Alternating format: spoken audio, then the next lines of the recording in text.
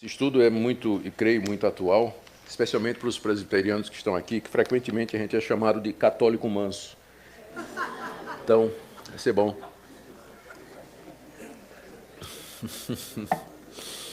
Quando não sorveteriano, né? Então, ai, ai. Eu sempre oro a Deus e digo, Senhor, não deixa eu ficar fazendo piadinha sem graça lá. Tem que orar com mais fé, viu? Gente, sobre o catolicismo romano, dispensa apresentação. O Brasil ainda é um país católico e, por sinal, um dos maiores países católicos do mundo. O catolicismo ainda é a religião com o maior número de adeptos no Brasil, embora esse número venha caindo. Alguns dados aqui, que são baseados em pesquisas pesquisas oficiais feitas pelo governo. Em 1940, veja só, 1940, 70 anos atrás, 95% dos brasileiros se diziam católicos. Então, de fato, né, os evangélicos eram, relativamente falando, inexpressivos.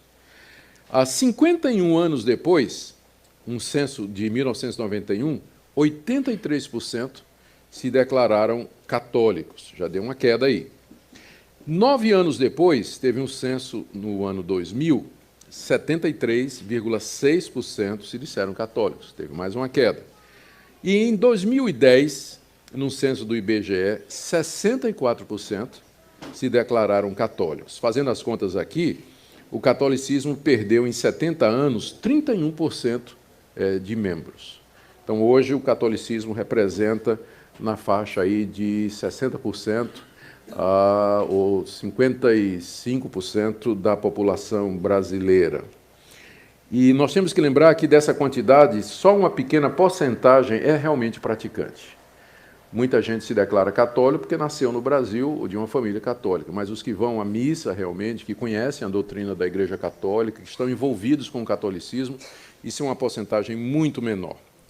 Eu creio que essa queda que vem se acelerando nos últimos anos é principalmente graças ao avanço das igrejas evangélicas, particularmente das igrejas pentecostais e neopentecostais, que têm uma evangelização mais agressiva com relação ao catolicismo. Aliás, essa agressividade rendeu aí um episódio famoso do obreiro da Universal chutando a santa, quem não lembra, né? E o obreiro teve que ser mandado para fora do país. Ele foi evangelizar na África, segundo nós tivemos notícia. Que não dava para ele ficar aqui no Brasil, tal a reação, não é, que provocou. Então, esse tipo, outras reações e queixas, por exemplo, dos missionários e obreiros dessas igrejas neopentecostais que vão para as praias no Réveillon para chutar ou para desfazer aqueles rituais religiosos feitos aí, Iemanjá e tudo mais. Então, tudo isso se tornou bastante conhecido. De uma forma ou de outra, esse avanço das igrejas pentecostais e neopentecostais foi dentro do filão católico, que vem diminuindo, né? Enquanto que o movimento neopentecostal e pentecostal vem crescendo. Mas quando começou a Igreja Católica? Depois da morte dos apóstolos, e o cristianismo se espalhou pelo Império Romano todo, através do trabalho deles e também da evangelização feita pelos membros, os cristãos. E cresceu de tal maneira que, em 324, o imperador Constantino tornou o cristianismo na religião oficial do Império Romano. Até Constantino era a Igreja Católica Apostólica. Nós não temos problema com esses dois termos. Chamar a Igreja Católica significa, vem do grego, a palavra grega que significa abrangente ou universal. Então, a igreja cristã é chamada de católica porque ela não se prende a uma etnia, ela não se prende a uma raça, a um povo, mas ela tem como objetivo alcançar o mundo todo. Então, ninguém tem problema em chamá-la de igreja católica. E ela é apostólica porque o seu ensino está baseado no ensino dos apóstolos. O problema foi quando Constantino adicionou o termo romana, né? A Igreja Católica Apostólica Romana, ela se tornou a religião oficial do Sacro Império Romano. E aí, então, as dificuldades começaram a acontecer. Multidões aderiram à igreja. Antes, a adesão era através da conversão e do novo nascimento, mas agora as multidões aderiram ao catolicismo, à igreja cristã, para ganhar o favor imperial. Quem é que ia ser contra, não é? o imperador decretou o cristianismo como religião oficial, todo mundo queria ser católico. E aí, claro, não se conformando com a pureza do evangelho simples e também com a entrada em massa de gente não convertida dentro da igreja, que se abriu a porta, então, para o acréscimo de ritos e doutrinas que não tinham origem na Bíblia nem no ensino dos apóstolos, mas era uma espécie de sincretismo, que seria a fusão do cristianismo com as crenças dessas massas que entraram na igreja sem que houvesse renovação da sua mente ou conversão ou transformação de vida. E aí, então, é a partir dessa data que nós identificamos o surgimento da Igreja Católica Apostólica Romana. Até essa altura só havia uma, e continuou assim durante alguns séculos, cerca de 6 séculos. No século XI, na verdade, em 1054, houve o que se chamou de o Grande Cisma do Oriente. O que é que aconteceu? O bispo de Roma, que havia a essa altura já era considerado como papa, ele se declarou ou pretendia então se apresentar como o pai de toda a cristandade. Nós podemos dividir àquela altura a cristandade geograficamente em 2 partes. Havia a chamada cristandade do Ocidente, cuja sede era em Roma, onde estava o papa, e havia o Oriente, onde havia os patriarcas liderando a igreja a partir de Constantinopla. Então, as 2 igrejas se consideravam igrejas cristãs, debaixo do mesmo Cristo e apenas em regiões diferentes. Mas aí o Papa, que era o presidente da igreja cristã do Ocidente, com sede em Roma, achou que ele também era o Papa da igreja oriental. E que toda a cristandade, inclusive os cristãos do Oriente, de Constantinopla, deveriam estar debaixo dele, porque ele era o representante de Deus aqui na Terra, o sucessor de Pedro, e só podia haver uma única igreja católica apostólica romana, uma única igreja católica apostólica, que seria aquela cuja sede era em Roma. E aí, naturalmente, os patriarcas lá de Constantinopla, da igreja do Oriente, não aceitaram, né, de jeito nenhum. E o que é que aconteceu? Se excomungaram. A igreja de Roma excomungou a igreja oriental e a igreja oriental excomungou a igreja de Roma. Então, foi o primeiro grande cisma, a primeira grande divisão dentro da cristandade foi essa que aconteceu no século XI, em 1054, para ser mais exato. Só para mais um detalhe, em 1965, recente agora, né, o Papa e o Patriarca de Constantinopla tiveram a reunião e suspenderam as excomunhões. Então, não estão mais excomungados, não é? Embora, naturalmente, não tenham não haja mais nenhuma relação como havia antes. No século XVI, houve uma tentativa de reformar a Igreja Católica Ocidental, né, de Roma. A do Oriente é outra história. Mas houve uma tentativa de reformar. Homens como Lutero, Calvino, Zwinglio, Huss, etc., eles tentaram trazer a Igreja de Roma de volta ao padrão bíblico e expurgá-la, daí o nome reforma, de todos aqueles acréscimos, práticas e doutrinas que foram acrescentados durante estes séculos em que esteve debaixo do governo do Papa. Isso não foi possível. Não houve arrependimento, não houve convencimento, não houve abertura da liderança romana, do Papa, dos seus cardeais e bispos. Ao contrário, eles partiram para a perseguição, excomungaram Lutero e começaram a perseguir os protestantes, né, aqueles que protestavam contra o estado atual da Igreja e queriam, de fato, uma reforma. Não sendo possível essa reforma, então os reformadores e os reformados, que eram aqueles que aceitaram a reforma, saíram da Igreja Católica e se organizaram, então, foi o segundo grande cisma, né? E se organizaram, então, como igrejas independentes da Igreja de Roma. É de onde vem a Igreja Presbiteriana, a Igreja Batista, a Igreja Episcopal, a Igreja mais adiante, bem mais depois, a Igreja Metodista, a Igreja Congregacional, algumas igrejas independentes, que foram igrejas que se formaram a partir dessa divisão no século XVI, que foi a tentativa de reforma que não foi aceita pela Igreja Católica. Então, nós somos reformados, protestantes, estamos dentro dessa tradição, saímos da Igreja Católica por não concordar com essas doutrinas que foram acrescentadas durante a Idade Média. como reação ao movimento de reforma, que foi muito grande o movimento de reforma, a Igreja Católica reuniu um concílio na cidade de Trento, isso em 1546, portanto, cerca de 20 a 30 anos depois que a reforma começou. Durante 18 anos, eu estou enfatizando isso aqui, porque aqui vocês vão ver a importância desse concílio. É chamado Concílio da Contra-Reforma. Durante 18 anos, a Igreja Católica, reunida na cidade de Trento, discutiu e decidiu o que fazer diante do crescimento da reforma em todo o mundo. E aí tomou algumas decisões que valem até hoje para a Igreja Católica. Essas decisões nunca foram reformuladas ou retiradas. Primeiro, condenou a doutrina protestante da justificação pela fé. Oficialmente, a Igreja Católica considera anátema ou maldita a doutrina de que o homem é justificado pela fé somente sem as obras da lei. Isso faz parte dos cânones de Dort. Ela declarou como o texto bíblico autêntico a tradução de Jerônimo, denominada Vulgata, como sendo a Bíblia verdadeira. O que aconteceu é que no século IV, esse padre muito erudito, muito capaz, chamado Jerônimo, a pedido do rei, ele fez uma tradução do grego e do hebraico e do aramaico, usando também traduções anteriores, a chamada Velha Latina. Ele fez uma tradução para o latim, no que ficou chamado de Vulgata Latina, ou seja, o latim vulgar, o latim do povo. Isso foi feito no século IV. E essa Bíblia, então, ela vinha servindo como base para a...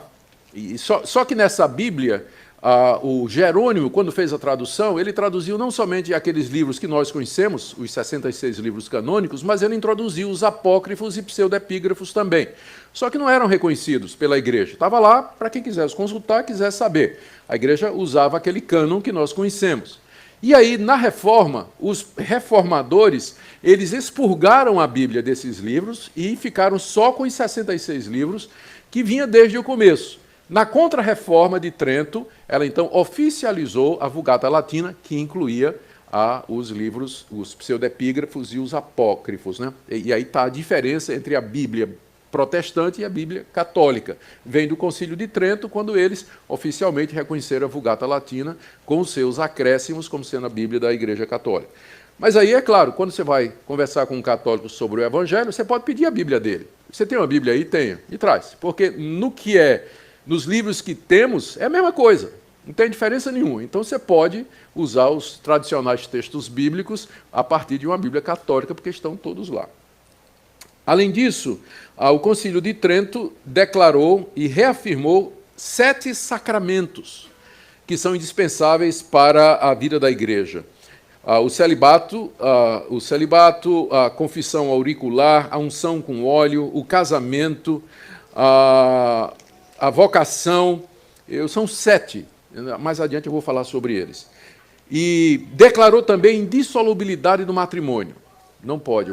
A Igreja Católica, até recentemente, não aceita a dissolução do matrimônio. Inventaram um tal do desquite, deram um jeito, porque a natureza humana a gente sabe como é. Mas em Trento declarou indissolúvel. Oficializou o culto dos santos e das relíquias e oficializou a doutrina do purgatório e das indulgências.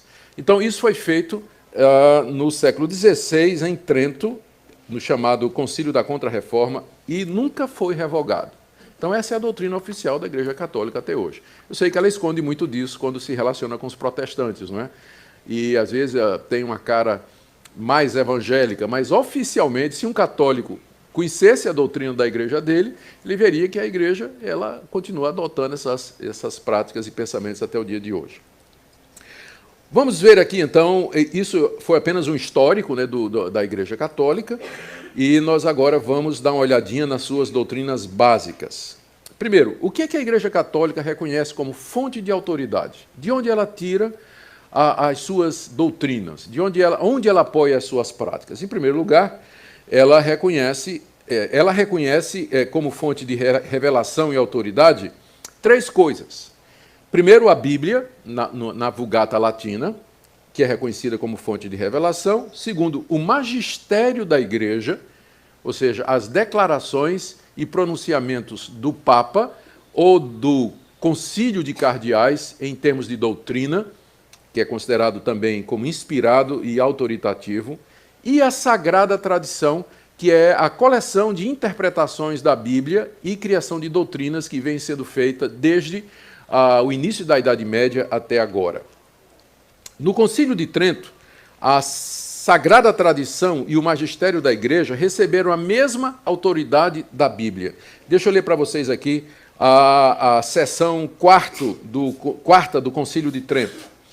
Diz aqui: a verdade está contida nos livros escritos da Bíblia e nas tradições orais.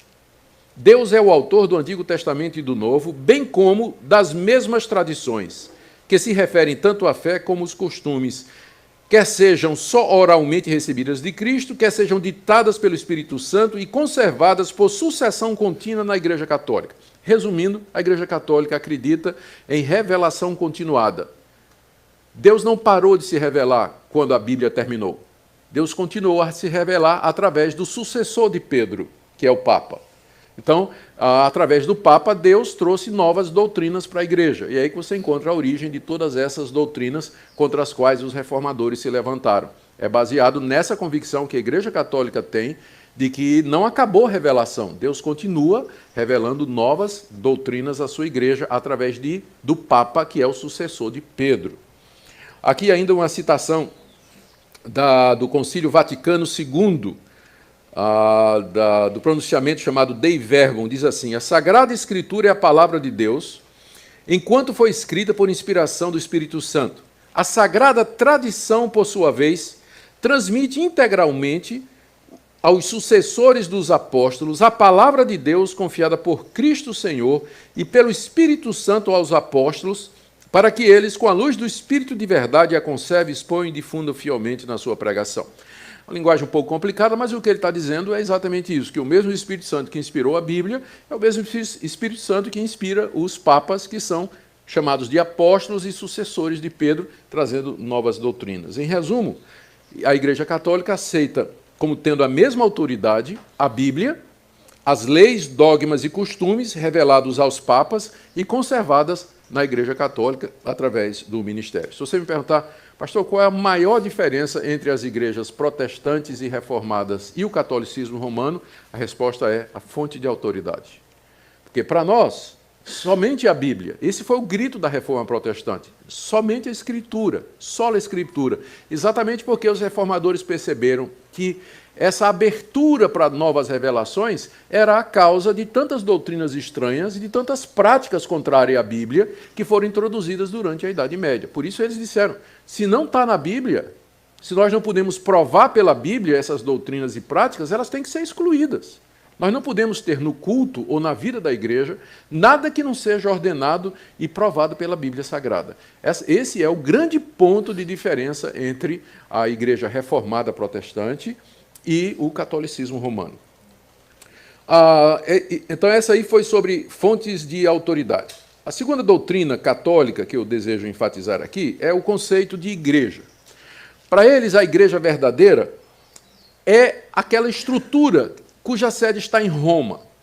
Enquanto que para nós e para os reformadores, a igreja, como corpo de Cristo, é um organismo vivo, independente da sua estrutura, do local onde ela esteja e tudo mais. Para o catolicismo, a igreja verdadeira é aquela estrutura encabeçada pelo Papa, pelos cardeais, e que vai descendo até chegar nas igrejas locais, onde elas são presididas pelos seus padres e pelos seus bispos e assim por diante. Essa é a igreja verdadeira. Por isso que eles dizem que não há salvação fora da Igreja Católica. Essa é uma afirmação deles. Não há salvação. Se você não for católico, não fizer parte e não estiver debaixo da cabeça da igreja, que é o Papa, você não pode se salvar. Aqui tem um pronunciamento do Papa Pio IX, em 1864, que diz assim: a Igreja Católica é a única verdadeira religião. É a única verdadeira religião.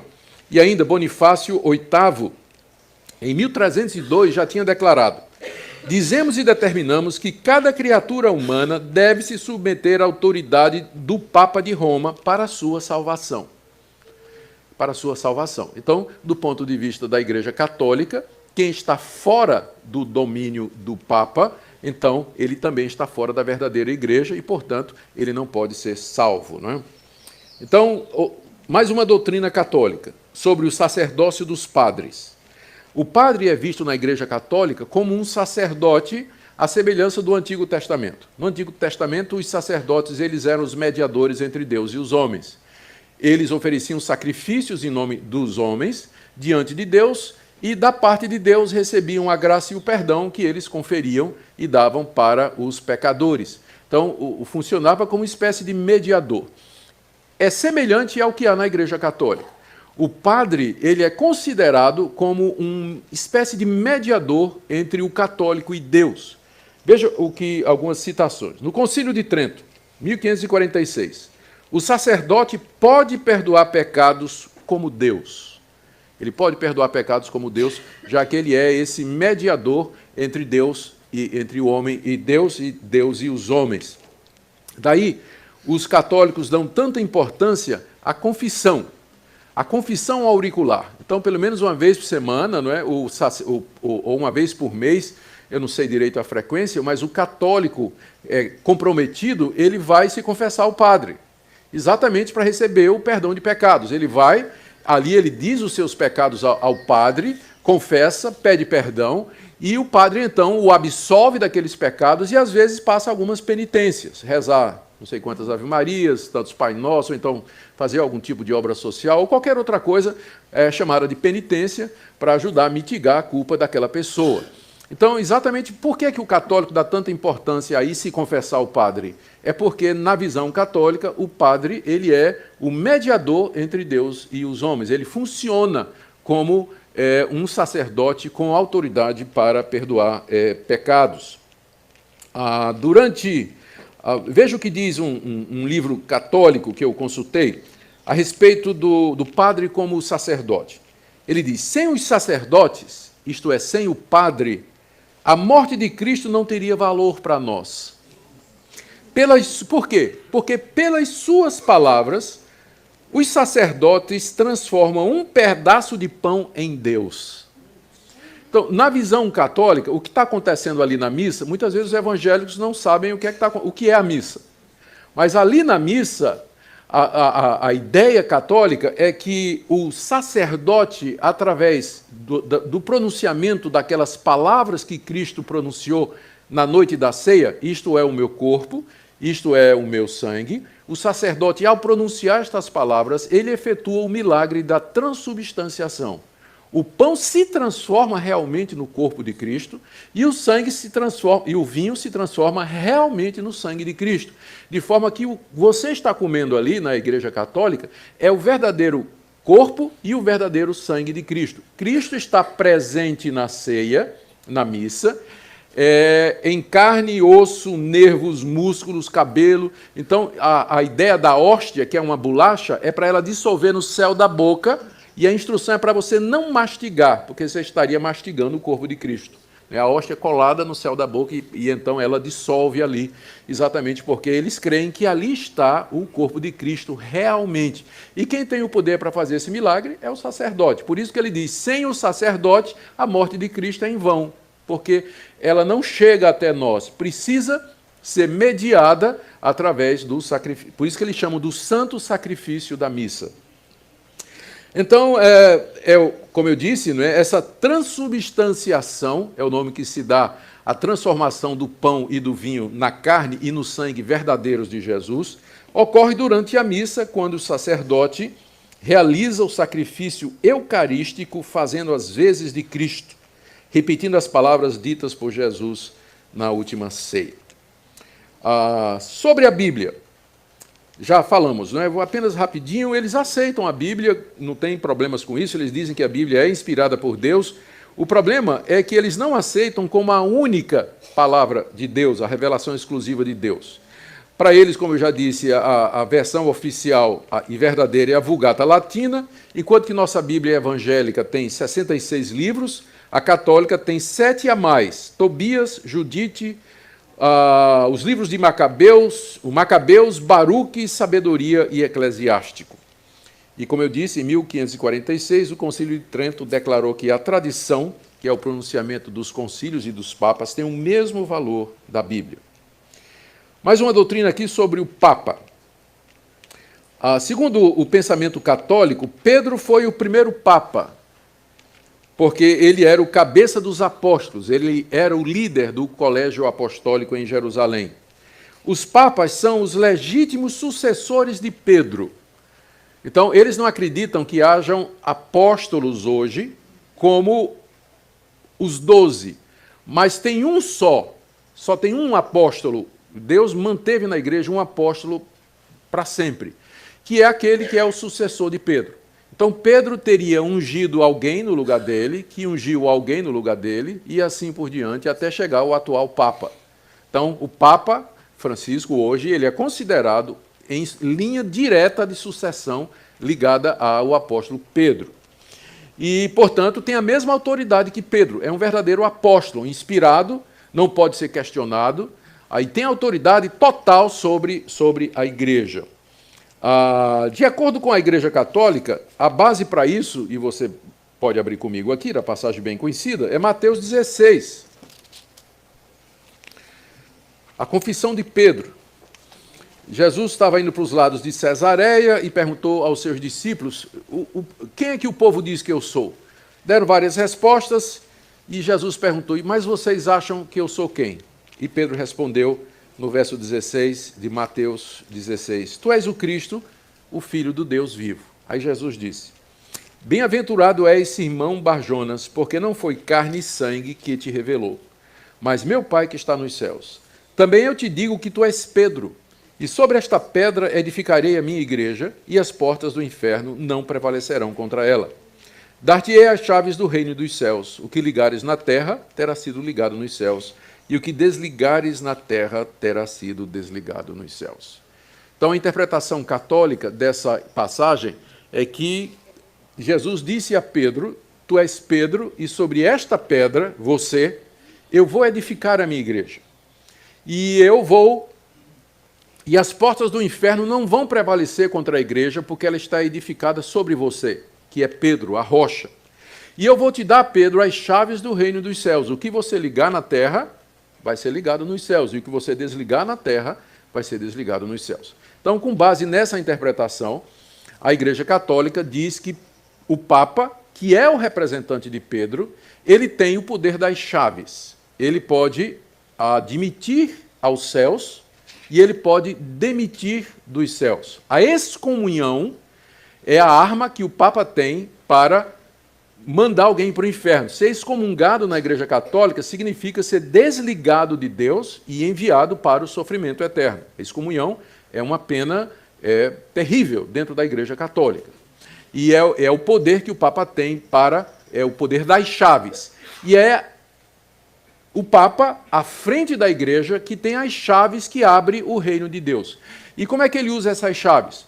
Através da confissão, através da ceia, através da missa, através da extrema unção, enfim, todos aqueles métodos que eu já referi, que são usados como mediação para a pessoa chegar até Deus. Por isso que eles dizem que fora da igreja não há salvação, porque o representante da igreja, que é o Papa, está lá. Então, essa é a interpretação que eles fazem de Mateus 16, eu vou voltar a esse texto mais adiante. Estou apenas explicando o que é que eles pensam. Então, Pedro tem esse poder para admitir na igreja, para excluir dela, poder total, e Deus, lá no céu, ratifica o que Pedro faz aqui na terra. Pedro aqui, leia-se o Papa. Apesar de Constantino ter declarado o cristianismo como religião oficial de Roma no século IV, foi somente no século V que o primeiro Papa surgiu. O nome dele era Leão I. Depois disso, o conceito foi se desenvolvendo ao longo dos séculos até a posição atual. E a história dos papas é muito interessante, há livros aí a respeito disso. Teve época que tinha 2 papas, 3, na verdade, cada um lutando para saber quem era o verdadeiro, e um excomungando o outro, né? E querendo saber quem era o verdadeiro papa e tudo mais. Procure esse livro aí, A História dos Papas, eu creio que você encontra num sebo, ou não sei se ele foi reeditado, tem muita coisa sobre isso. O Papa, segundo o Catecismo de Nova York, toma o lugar de Cristo aqui na Terra, é o cabeça da Igreja, líder infalível, dirigente universal da verdade, só sendo julgado por Deus e por homem nenhum. O Papa, falando ex cátedra, é infalível. Isso é uma declaração do Concílio de Trento de 1546. O que é que significa ex cátedra? É uma palavra, uma expressão latina que significa a partir da cadeira, ex, não é? De cátedra, cadeira. Ou seja, o Papa, sentado no seu trono, na sua posição oficial de líder da Igreja, o que ele disser é infalível. É a verdadeira palavra de Deus e tem que ser aceita pelos católicos. A infalibilidade do Papa, então, quando ele se pronuncia em matérias de fé e prática, foi declarada no Concílio de Trento e ratificada no Concílio Vaticano I, em 1870. Alguns exemplos aqui do Papa falando ex cátedra e cuja palavra é aceita como dogma pela Igreja Católica, tendo a mesma autoridade da Bíblia. O Papa Pio IX, em 1854, ele decretou a Imaculada Conceição de Maria, ou seja, que Maria nasceu sem pecado. Isso não está na Bíblia, é claro, é óbvio, não está na Bíblia, mas dentro do sistema católico foi uma revelação, uma conclusão a que o Papa chegou, uma doutrina nova que Deus deu à Igreja, de que Maria, para poder ser a mãe de Jesus, que não tinha pecado, ela mesma não podia ter pecado. A lógica é que a mãe de Maria também não podia, né? E nem a avó de Maria. E aí vamos ter uma linhagem de humanos sem pecado, né, que são os ancestrais de Jesus. O Papa Pio XII, em 1950, na sua bula Munificentíssimos Deus, definiu a Assunção de Maria. É outro dogma católico. Isso aí foi de 1950, de que Maria ela não morreu, mas ela foi assunta aos céus. Subiu aos céus, assentou-se lá no trono e foi declarada Rainha dos Céus. Isso é um dogma católico do Papa Pio XII de 1950 e é considerado como palavra de Deus e infalível. E já que falamos de Maria, não é? Ela foi chamada pela primeira vez Mãe de Deus no Concílio de Éfeso em 431. O silogismo católico é interessante, é mais ou menos assim. Jesus é Deus. Maria é mãe de Jesus. Logo, Maria é mãe de Deus. Não parece lógico? Qual o problema dessa lógica aí? Está na primeira declaração, quando diz que Jesus é Deus. Não está errado, mas é incompleto. Jesus é Deus e homem. Verdadeiro Deus e verdadeiro homem. Então, Maria é mãe de Jesus. Leia-se do lado, ou da parte, ou da natureza humana de Jesus. A conclusão, portanto, é falsa quando diz que Maria é mãe de Deus. Né? Deus não tem mãe. Maria, ela é mãe de Jesus enquanto homem, o que não significa que ela seja mãe de Deus. Mas é esse o pensamento da Igreja Católica. No livro A Glória de Maria, tem essa declaração: Maria é a verdadeira mediadora entre Deus e os homens. Vê só, Maria é a verdadeira mediadora entre Deus e os homens. Os pecadores só recebem perdão através de Maria. Isso se tornou popularizado naquele plástico, né, que os católicos colocam no carro, tudo por Jesus e nada sem Maria. Então, definiu bem, né, esse pensamento católico. E ela, então, é considerada a Rainha dos Céus. Rainha dos Céus. No mesmo livro sobre a glória de Maria, se diz, na página 180, ela tem todo o poder no céu e na terra. Como eu disse, o Papa Pio IX, em 1854, declarou a Imaculada Conceição de Maria, e em 1950, o Papa Pio XII declarou: Maria ressuscitou dos mortos, logo após... Eu tinha falado que ela subiu ao céu sem morrer, perdão, não foi isso. Aqui está a palavra do Papa aqui. Maria ressuscitou dos mortos logo após a sua morte, e foi levada aos céus, e lá entronizada como Rainha dos Céus. Essa é a bula do Papa Pio XII, de 1950. Mais uma doutrina sobre a missa e a hóstia, já falei algumas coisas aqui. Então, só rapidamente, o Concílio de Trento, aquele famoso, né, da Contra-Reforma, afirmou que pela consagração feita pelo padre do pão e do vinho, opera-se a conversão de toda a substância do pão na substância do corpo de Cristo nosso Senhor e de toda a substância do vinho na substância do seu sangue. E essa mudança a Igreja Católica chama de transubstanciação. Aqui é uma pegadinha na área de filosofia. Eles estão usando aqui a filosofia de Aristóteles, que fazia a distinção entre a substância e o acidente. A substância é aquilo que a coisa realmente é. Por exemplo, cadeira é a substância, mas cadeira de madeira é o acidente, cadeira de aço é o acidente. Então, é assim que eles explicam como o pão e o vinho se transformam no corpo de Jesus, mas não viram o corpo de Jesus. O que muda é a substância, mas o acidente não. Então, a filosofia, a teologia católica é muito aristotélica, muito influenciada pelo pensamento de Aristóteles. Então, quem não está familiarizado fica pensando, mas como é que eles podem dizer isso, que se transforma, se continua sendo pão e sendo vinho? Não, mas se transforma a substância. O acidente permanece o mesmo. Então, é uma sutileza aí filosófica, né, para eles tentarem explicar o óbvio, né, que não acontece mudança nenhuma, né, não tem mudança nenhuma ali. Bom, aí o Catecismo de Nova York diz que a missa é o mesmo sacrifício da cruz, que a hóstia é o corpo de Cristo como nasceu, viveu e morreu. Pela palavra do sacerdote, Deus desce a hóstia e ali fica à sua disposição. Que beleza, né? Poder comandar Deus assim.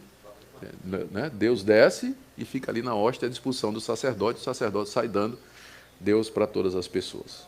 Sobre o purgatório. É um dogma do século VI, feito por Gregório o Grande, que foi ratificado em 1439. Tomás de Aquino, o grande teólogo católico, diz que no purgatório o sofrimento é idêntico ao do inferno, só que dura menos. Ah, que bom, né? Ainda bem. Vão para o purgatório os que cometem pecados mortais. E aqui entra a famosa divisão católica entre pecado mortal e pecado venial. Então, quem comete pecado mortal vai para o purgatório e, após certo sofrimento, esses pecados são purificados e então sobem aos céus. Os que cometem só pecado venial não passam pelo purgatório e vai direto para o céu, né? Os não batizados vão direto ao inferno sem passar para o purgatório. Por isso que o católico quer logo batizar o filho, né, para não morrer pagão, é a expressão deles. Porque se morrer sem o batismo católico, vai direto para o inferno. Só uma explicação aqui, eu sei que ninguém está perguntando isso. Na igreja presbiteriana, a gente não acredita nisso quando a gente batiza os nossos filhos, tá? A gente não acha que batismo limpa pecado. Por isso que o pessoal chama a gente de católico manso, né? Porque a gente batiza os filhinhos. Mas bichinhos são pecadores mesmo, não é? Se não se converter, vai para o inferno, batizado e tudo. Bom, para diminuir o tempo de sofrimento no purgatório, olha só, para diminuir o tempo de sofrimento no purgatório, você deve dar esmolas, fazer penitências e pagar missa. E para os que morreram, você faz a missa do 7º dia. Então, você pode orar pelos mortos. Por que você pode orar? Por que tem essa prática da oração pelos mortos na Igreja Católica? Para que eles saiam do purgatório, para diminuir o tempo no purgatório. E a missa de 7º dia serve também para abreviar o seu tempo no purgatório e para que a pessoa se vá ao céu. Aliás, foi exatamente isso aqui o estupim da Reforma Protestante. O Papa estava precisando de dinheiro para construir a Catedral de São Pedro, e então ele começou a vender indulgências. Indulgências era o perdão do Papa para diminuir o tempo de sofrimento do purgatório das pessoas. Então, o tesoureiro do Papa, chamado Tetzel, ele ia pelas cidades da Alemanha vendendo as indulgências. Chegava numa cidade e dizia, olha, aqui tem indulgências, o Papa resolve perdoar os pecados, tal, mediante o valor, né? Você pode comprar indulgências que vão livrar você 1 mês, 2 meses, 1 ano, 10, depende de quanto você pagar. E à medida que a moeda cai tilintando no cofre, a alma sai voando do purgatório. Era a expressão de Tetzel, era o lema da campanha dele, né? O slogan dele, né? Era isso aí. E foi isso que Martinho Lutero disse, agora basta. E as 95 teses de Martinho Lutero, elas giram em torno exatamente disso aí. Foi isso que provocou. O que é penitência? O que é o arrependimento? Será que pela compra de indulgências nós podemos livrar a nossa alma da morte? Então, esse foi o estupim da Reforma Protestante, essa ideia de que você pode orar pelos mortos, comprar indulgências para que o tempo no purgatório se abrevie. Sobre imagens. No início, as imagens e pinturas, elas foram introduzidas na igreja para evangelizar os analfabetos. A pergunta era, como é que nós vamos evangelizar essas massas que estão entrando na igreja, né? Se o pessoal... É tudo analfabeto. Lembra que naquela época o índice de analfabetismo era gigantesco, né? O pessoal que sabia ler era 1%, né? 2% da população. Então, como vamos evangelizar essas pessoas se elas não têm esses conceitos, elas não são capazes de pensar logicamente? Então disseram, não, mas elas podem entender gravuras, imagens. Então, se a gente tiver, por exemplo, a representação de Cristo morrendo na cruz, uma imagem de Maria, uma imagem de Pedro, de Paulo, isso vai inspirar fé no coração dessas pessoas. E vai ajudá-las, vai servir como uma espécie de auxílio, como a gente faz com criança. No departamento infantil a gente usava, né, flanelógrafo, tem figuras, tem livros com gravuras para ajudar a criança, porque ela não consegue perceber. Então tem muita gente que também precisa de ajuda visual para poder entender o Evangelho. Então essa foi a ideia que abriu a porta para a entrada na igreja da representação de santos, de Jesus, de Maria e assim por diante, não é? Era essa a ideia inicial. O segundo concílio isso aí, quem começou com isso foi o Papa Gregório Magno, do século VI. No século VIII, o segundo concílio de Nicéia dogmatizou essa doutrina e autorizou a produção e a introdução na missa, nas igrejas e na alfabetização e catequização do povo, o uso de imagens e figuras. Em 1987, João Paulo II reafirmou como legítima essa doutrina. E a gente sabe o que é que aconteceu. O coração do homem é corrompido. O cidadão vê a imagem de São Paulo, em vez de se inspirar no grande apóstolo, ele vai lá, raspa um pouquinho do gesso, não é?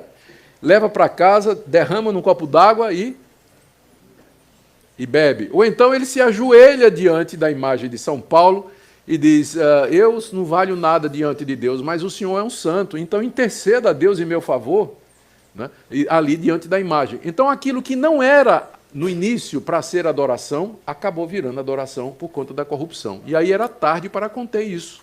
Então, por mais que você queira dizer, né, explicar que aquelas imagens não são para ser adoradas, apenas para lembrança e tudo mais, o povo se curva diante das imagens e faz pedido às santas. Tem procissão com imagem de santa, reza no pé de santa, tem santuário para a imagem da santa, tem santuário em casa com a imagem da santa, virou idolatria.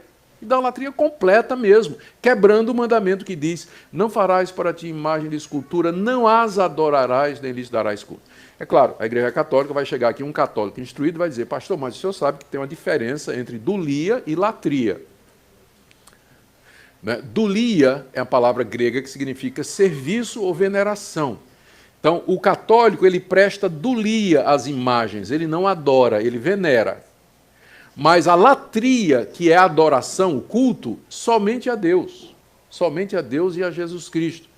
Só que essa distinção, na prática, não existe. Né? O católico mesmo, ele vai adorar as imagens, venerar as imagens, ele vai ter um lugar especial para elas, vai fazer procissão, vai fazer romaria até o local onde a imagem está, no santuário, vai fazer pedidos, e assim por diante. Então, essa grande idolatria dentro da Igreja Católica, ela tem origem no século VI, com o Papa Gregório Magno, que abriu a porta para a introdução disso aí. Talvez aqui seja a hora de alguém perguntar, mas pastor, mas então, a gente não faz uma coisa parecida, né? Quando para as crianças a gente tem gravuras, a gente faz representações de Jesus e tudo, eu creio que é bem diferente, não é?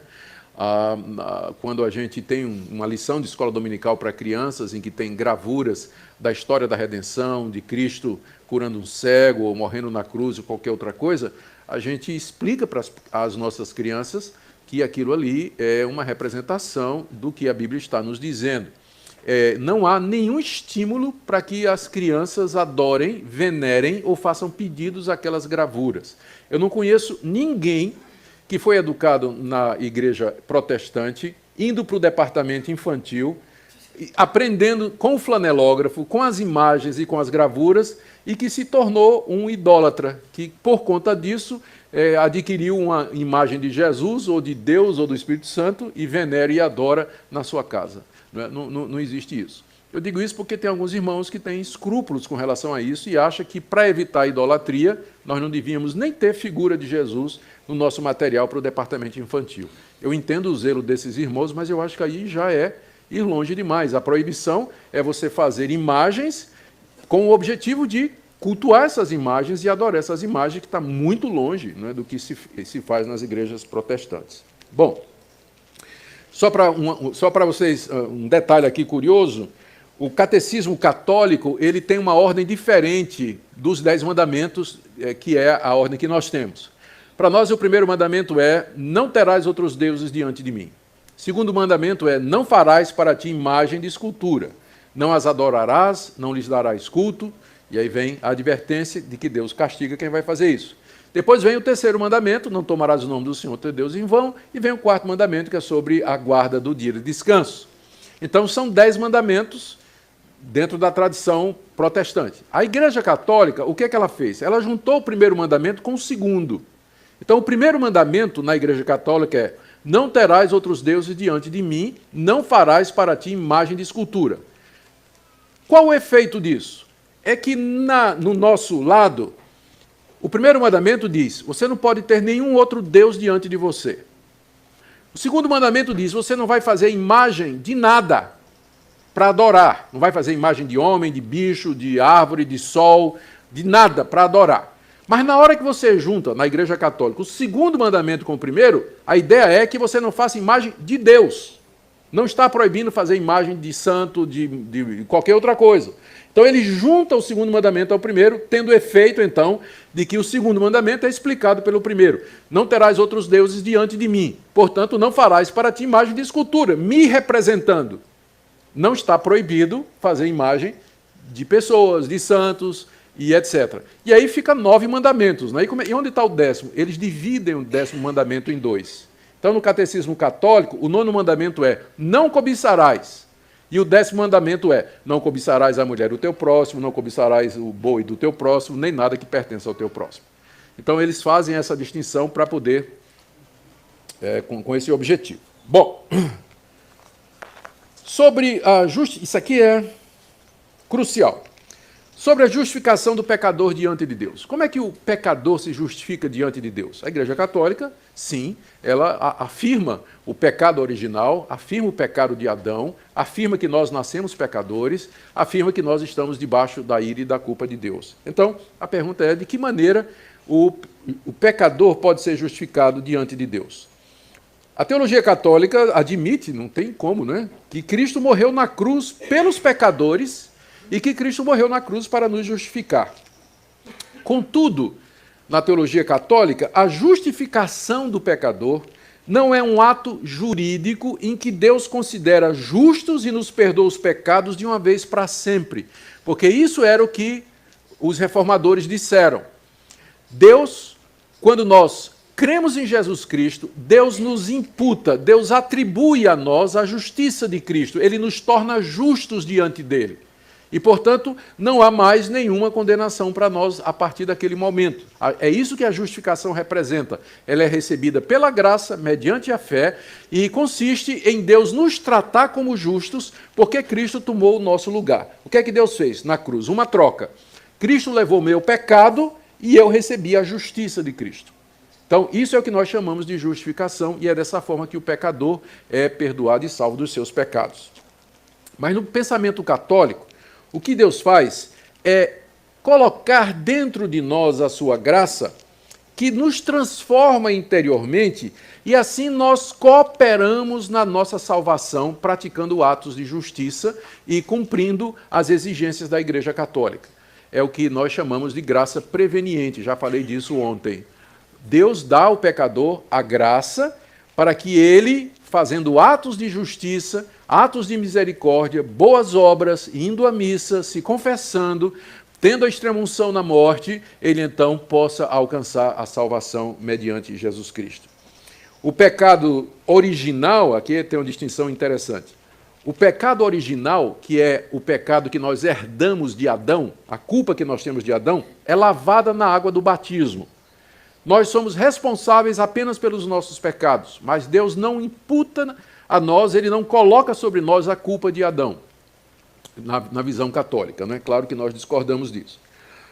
E aí, então, no pensamento católico, existe a necessidade não somente de obras para que você seja salvo, mas de uma participação intensa nos sacramentos da igreja, como confissão auricular, missa e extrema unção. Nós já vimos que na teologia católica o sacrifício de Cristo na cruz só nos chega pelas mãos do sacerdote. O Concílio de Trento, veja só, o Concílio de Trento declarou que a justiça conquistada por Cristo na cruz deveria ser apoiada pela justiça do próprio pecador, que coopera assim com a graça. Aqui a gente faz uma distinção. O pensamento protestante, ele é monergista. Monergismo é uma palavra mono, somente, e do verbo grego que significa exercer algum esforço. Então, o pensamento monergista é que na salvação somente Deus faz o trabalho. Nossa visão de salvação é monergista. Deus é quem salva, ele faz o trabalho. Tá certo? No pensamento católico, a salvação é sinergista. Ou seja, o homem coopera juntamente, aí é a preposição grega sin, o homem coopera juntamente com Deus na sua salvação. Então, o catolicismo é sinergista e a igreja protestante é monergista. Deus é quem salva. No pensamento católico, o homem colabora com Deus na sua salvação através dos meios de graça. Aqui eu vou terminar essa análise lendo o que disse o Concílio de Trento na sua seção 6, cânone 9. Se alguém diz que o pecador é justificado pela fé somente, significando que nada mais é requerido para cooperar a fim de obter a graça da justificação, e que não é de forma alguma necessária que ele seja preparado e disposto pela ação de sua própria vontade, que seja maldito. Se alguém disser que o pecador é justificado pela fé somente, que seja maldito. Então, nós somos oficialmente anatematizados pela Igreja Católica, por mais que ela, às vezes, coloque uma cara de amiga e tudo mais. Aliás, eu preciso fazer justiça aqui. Quando a gente fala, às vezes, o movimento ecumênico é a tentativa de aproximação dos protestantes com os católicos. E isso é muito forte no mundo todo, especialmente entre aquelas igrejas protestantes que já perderam o vínculo teológico com as grandes doutrinas da Reforma. Aquelas grandes igrejas liberais, elas se juntam com o catolicismo, fazem missa junta, consideram os católicos como irmãos em Cristo e tudo mais. Não é? Então, eles fazem esse tipo de coisa. Agora, é preciso dizer que a iniciativa não é do catolicismo. O movimento ecumênico não foi uma tentativa dos católicos de trazer os protestantes para perto deles. Eles nunca quiseram isso. Foram os protestantes liberais que foram atrás do catolicismo, querendo outra vez essa reunião da igreja-mãe com os filhos desviados, né? Porque é assim que os católicos nos veem. Eles são a igreja-mãe e nós somos os filhos desviados. Então, o movimento ecumênico tem origem nos protestantes, não na Igreja Católica. Ela sempre nos viu como excluídos, excomungados, né, fora da salvação. A aproximação, quem quer realmente são os protestantes liberais. Gente, eu creio que não precisa dizer muita coisa mais, não é? Eu só dar uns pontos aqui e depois vou abrir para perguntas. Como é que a gente responde a tudo isso? Bom, primeiro, para nós a igreja verdadeira não é uma instituição, mas a igreja verdadeira ela está fundada sobre Cristo. Efésios capítulo 2, verso 20, o apóstolo Paulo diz que a igreja está edificada sobre a doutrina dos apóstolos e profetas, sendo que Cristo é a pedra angular. Cristo é a cabeça da igreja, ele é o fundamento da igreja, e não Pedro, evidentemente. São membros da Igreja de Cristo aqueles que nascem de novo pela fé.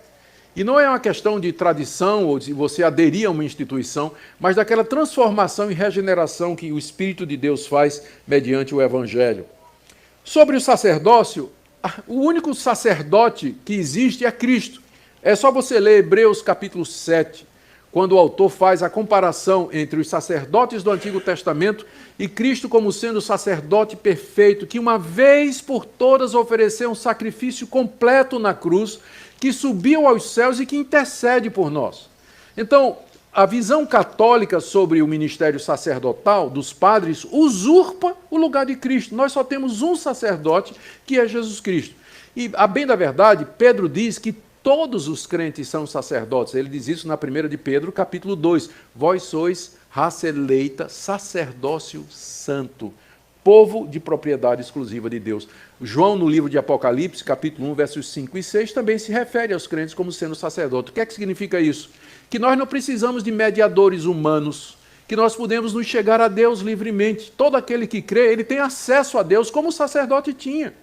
Então nós não temos mediadores, pastor não é mediador, apóstolo, né, bispo não é mediador, reverendo não é mediador, nós não somos, não tem. Nosso único mediador é Jesus Cristo, ele está sentado à direita de Deus. Por isso, nós repudiamos o Papa como mediador, o sacerdócio católico na sua mediação. Nós não podemos nos chegar à Igreja Católica como dissesse assim, é tudo irmão, não é? Porque a doutrina é diferente, completamente diferente da doutrina evangélica. Sobre a Bíblia, eu já disse que esse é talvez o ponto mais importante, não é? Para nós, a Bíblia é a única regra de fé e prática. E se algo não puder ser provado pela Bíblia, então nós não recebemos. E esse foi a grande defesa de Lutero, quando ele foi levado diante do Papa e do Imperador, para se explicar por que ele estava provocando aquela confusão na igreja, ou se ele estava disposto a se retratar sob pena de excomunhão. Qual foi a resposta de Lutero? Todo mundo sabe. Se eu não puder ser convencido pelas Escrituras, eu não me retratarei, porque a minha consciência está presa à palavra de Deus. Então, é esse o ânimo, o espírito protestante. A minha consciência está presa à palavra de Deus. Se não puder ser provado na Bíblia, eu não vou crer, eu não vou aceitar, eu não vou me submeter. Sobre o Papa, agora chegamos lá em Mateus 16, aquela famosa passagem, não é? Quando Pedro disse, tu és o Cristo, filho do Deus vivo, e Jesus replicou, tu és Pedro, e sobre esta pedra edificarei a minha igreja, é evidente que a pedra a que Jesus se refere não é a pessoa de Cristo, de Pedro, mas a declaração de Pedro, tu és o Cristo. Essa é a pedra sobre a qual a igreja está edificada. E quando Jesus diz a ele que vai dar as chaves do reino do céu, ele está dizendo isso ao Pedro confessante, Pedro enquanto representante de todos aqueles que professam Cristo como sendo o Salvador. Tanto é que mais adiante, no capítulo 18 de Mateus, essa mesma declaração, o que vocês fizerem na terra será ratificado nos céus, é prometido por Jesus à igreja reunida. Não a Pedro, mas à igreja reunida, no caso da disciplina de pessoas. Onde estiverem 2 ou 3 reunidos em meu nome, ali estarei eu no meio deles. E tudo que vocês pedirem no meu nome será concedido pelo meu Pai. Isso aí está no final do capítulo 18. Vocês podem conferir depois. Então, para nós, Pedro nunca foi a pedra. A pedra é a declaração dele, a confissão dele de que Jesus é o Cristo, o Filho do Deus vivo. Então a igreja está edificada sobre essa declaração. Não pode ser Pedro, porque logo depois de ter dito, tu és o Cristo, o Filho do Deus vivo, diz, se você continuar lendo o texto, né, Pedro começa a tentar fazer com que Jesus não vá para a cruz. E o que é que Jesus diz para Pedro? Sai, Satanás. Se esse é o cabeça da igreja, estão perdidos, né? Porque numa hora ele diz que Cristo é o cabeça da igreja e na outra ele está influenciado pelo diabo a ponto de querer que Jesus não vá para a cruz. Esse é o mesmo Pedro a quem... Porque aí os católicos vão dizer, mas isso aqui foi antes de Pentecostes. Sim, mas leia Gálatas 2. Paulo chega em Antioquia e Pedro estava fazendo o jogo político lá com os judeus e com os gentios. E o que é que Paulo diz que fez com Pedro, lá em Gálatas 2? Eu repreendi na cara, porque ele se tornava repreensível. Então, como é que fica a doutrina da infalibilidade ou da autoridade de Pedro aqui, se Paulo chegou e Paulo repreendeu Pedro porque Pedro estava em erro? E aí, também em Gálatas, Paulo diz que quando esteve em Jerusalém, se juntou com Pedro para fazer uma divisão do campo de trabalho. Aí Pedro e Paulo concordaram que Pedro ia ficar com os judeus e que Paulo ia trabalhar entre os gentios. Então, quem é o Papa mesmo? Paulo, né? Porque Paulo foi para a igreja toda. E Pedro ficou somente ali ministrando em Jerusalém. Então, se alguém tivesse que ser o Papa entre os apóstolos, o melhor candidato é Paulo, né, que repreendeu Pedro e escreveu mais livros do que Pedro, né? Então ele seria o candidato mais natural. Mas, na verdade, é claro, né, Paulo sabia que ele não era o representante de Cristo aqui nesse mundo, ele sabia que era um servo de Jesus Cristo e que vivia como escravo de Cristo para levar o nome de Cristo avante. E ele mesmo disse, ninguém pode pôr outro fundamento a não ser aquele que já está posto, Cristo Jesus, 1 Coríntios, no capítulo 3. Muito bem. Sobre a infalibilidade papal, só alguns exemplos. Adriano II disse que o casamento civil era válido. Aí veio Pio XII e condenou como inválido. Eugênio IV condenou Joana d'Arc a ser queimada viva como bruxa. Benedito XV declarou-a como santa. Clemente XIV acabou com os jesuítas. Pio VII restaurou os jesuítas. Sisto V recomendou a leitura da Bíblia. Pio VII e outros papas condenaram. Em qual deles a gente acredita, né? Se é infalível as declarações papais. E aí se multiplicam as declarações contraditórias desses papas, né? A gente não tem tempo para entrar nisso aqui. Bom, eu creio que sobre Maria não precisa dizer absolutamente nada, não é? Mais nada, não tem fundamento nenhum os dogmas. Sobre a missa, já falamos que o sacrifício de Cristo não se repete, foi feito de uma vez por todas, que a hóstia, nem o pão, nem o vinho se transformam realmente na carne e no sangue de Cristo. Cristo disse, fazer isso em memória de mim. É um símbolo, uma figura, e não uma coisa real. Sobre o purgatório, a Bíblia não menciona. Esse dogma, como eu disse, é uma das maiores fontes de renda da Igreja Católica. A Bíblia só fala em 2 lugares após a morte, isso é muito claro, o céu ou o inferno, vida eterna ou condenação eterna. As orações pelos mortos começaram nos anos 300 e se apoiam em uma passagem de um livro apócrifo, e a Bíblia não dá esperança para ninguém além da morte. Ela diz, hoje é o dia da salvação. Hebreus 9, 27 diz, aos homens está ordenado morrerem uma só vez e depois disso vem o juízo. Então, e dezenas de outras passagens que nós poderíamos citar, a Bíblia só reconhece 2 situações depois da morte. O purgatório é alguma coisa absolutamente ausente na Bíblia. Terminando, então, nós não temos problemas em dizer que a Igreja de Cristo ela é católica e apostólica. O nosso problema é com a romana, mas ela é uma Igreja católica apostólica. A Igreja de Cristo, ela só não é romana, porque tem a ver com aquela instituição. Os reformadores consideravam a Igreja romana como sendo uma igreja apóstata. Ela se desviou do verdadeiro evangelho. A Confissão de Fé de Westminster, como eu disse, eu só posso falar pela Igreja Presbiteriana. A Confissão de Fé de Westminster, que é a Confissão de Fé da Igreja Presbiteriana, diz que o Papa é o anticristo.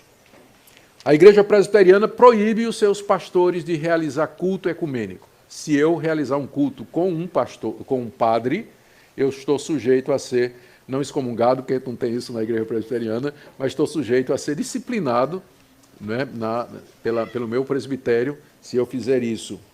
E no Brasil, nós rebatizamos os católicos.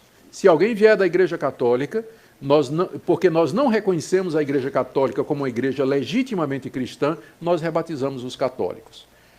Nem todas as igrejas reformadas fazem isso, mas no Brasil nós fazemos sim. Com isso, eu não estou dizendo que não haja crentes verdadeiros na Igreja Católica. Graças a Deus há. Mas muitos desses crentes verdadeiros dentro da Igreja Católica estão em conflito e em luta. Porque se eles conhecem a doutrina da igreja deles, eles vão saber que eles vão ter que tomar uma decisão. Eles não podem, vai ser muito difícil para eles, por exemplo, participar da missa. Participar da missa. Ou se confessar um padre, ou esperar a extrema-unção como o caminho da salvação, ou ouvir sobre Maria mais do que Jesus, né, em algumas igrejas, a questão dos santos, as festas dos tradicionais dos santos. Então, um católico que é convertido de verdade, ele vai sentir dificuldade em ser um católico praticante. Ele vai sentir essa dificuldade se ele de fato conhece a palavra de Deus. Vamos orar? Senhor Deus, nós queremos orar agora por aqueles que estão dentro do catolicismo romano e que ouviram a verdade a respeito de Cristo e talvez ainda não perceberam todas as implicações da sua igreja. Nós pedimos também que o Senhor nos dê humildade para nos mantermos fiéis à Tua palavra, para não acrescentarmos nada à igreja que não esteja prometido, representado, ordenado, exemplificado, provado pela Escritura. Nos ajuda a viver na simplicidade do Evangelho, nos dá amor e sabedoria para lidar com aquelas pessoas que estão seguindo falsas religiões. É o que pedimos em nome de Jesus. Amém.